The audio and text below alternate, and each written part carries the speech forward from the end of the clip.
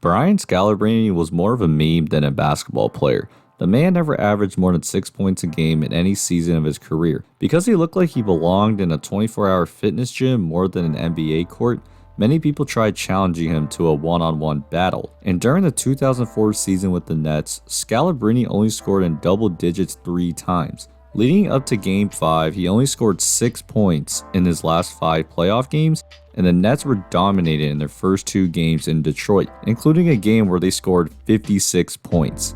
Yes, 56 points.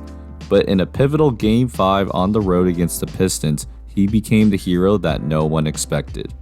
Scalabrine checked in during the second quarter with the Nets having a decent lead and coach Lawrence Frank wanting to give the starting bigmen some rest from battling with Rasheed Wallace and Ben Wallace.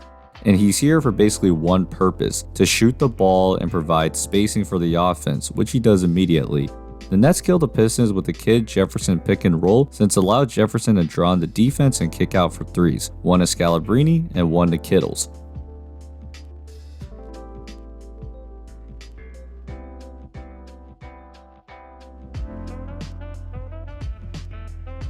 After those 2 possessions, the Pistons get mixed up on a back screen and Ben Wallace is not used to coming out on shooters, so Scalabrine gets an open jumper. And here, the Nets use the Jefferson Kidd pick and roll again to get a switch. Collins fakes the pass to Jefferson, which gets Wallace jumping, and Scalabrine makes the Pistons pay for helping off him. The Nets started getting into a rhythm, so the Pistons started playing zone, which threw them off their game, and this capped the second quarter.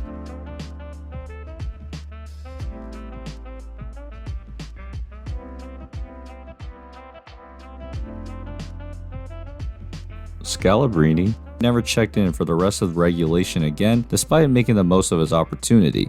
If it wasn't for a flurry of unlikely events, he would have never had the game of his life. The first unlikely event was the amount of fouls registered in the fourth quarter. The Nets and the Pistons combined for 26 fouls in the fourth quarter. Yes, 26 fouls, which naturally, as you may know, that some people fouled out. In the first minute and a half, the Nets committed 4 fouls, including 3 fouls within 10 seconds, and put the Pistons in the penalty by the 9-minute mark. At the end of the fourth, center Jason Collins and Kenyon Martin both fouled out, and Aaron Williams and Rodney Rogers had 5 fouls by the end of the fourth. On the Pistons side, Rip Hamilton fouled out with a minute left, and Ben Wallace had 5. And so fast forward to the end of the fourth, there's 11.6 seconds left.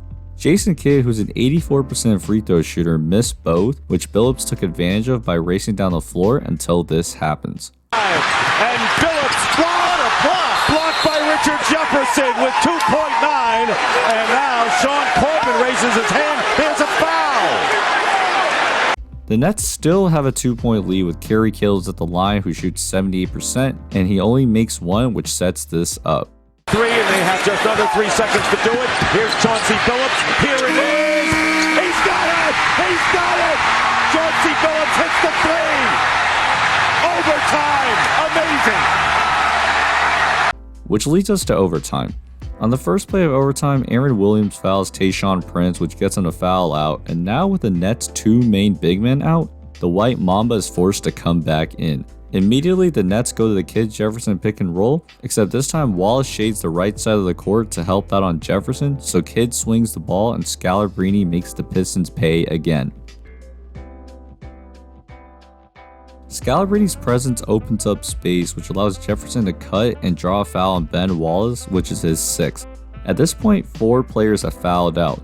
If you're curious about who fouled out at the end of the night, the Nets and the Pistons had a combined 8 people foul out, including Tayshaun Prince later, which is an NBA record.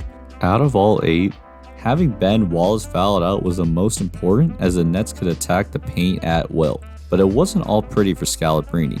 The reason he initially didn't play much was because of his defense. The Pistons picked on him in the post, which he got overwhelmed, and a bad play here by trying to put some initial pressure just to get lost on the screen, and Wallace pops the 3. Despite this, he made sure the Pistons paid for not guarding him on the offensive end again on this 3.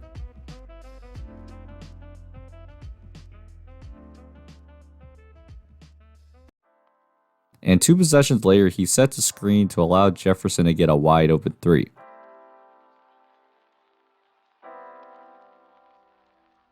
And here he saves the ball, which allows the Nets to get another possession, and Jefferson fouls out Rashid and ties the game at 111. And these moments lead us to the third overtime. The Nets initially had control of the quarter going up, but the Pistons cut the lead to 1 on Billups' assist, which led to the most important shot of the night. Jefferson gets the switch on Corliss Williamson, and you can see Harris set a screen on Scalabrine's man. When the Pistons double Jefferson, he makes a great pass in the corner, and the White Mamba hits a dagger 3 to beat the Pistons in a pivotal Game 5. All in all, Scalabrine scored 17 points on 6 for 7 shooting, and 4 for 4 from the 3-point line in 23 minutes. And most of those threes came from the fact that the Pistons didn't respect him. And so similar to the Glenn Davis story in 2010, any player in the NBA is good enough to make an impact on any night. And this was Scalabrine's best game of his career given the circumstances. So I hope you guys enjoyed the video. If you did, please like and subscribe, and I'll see you guys next time. Peace.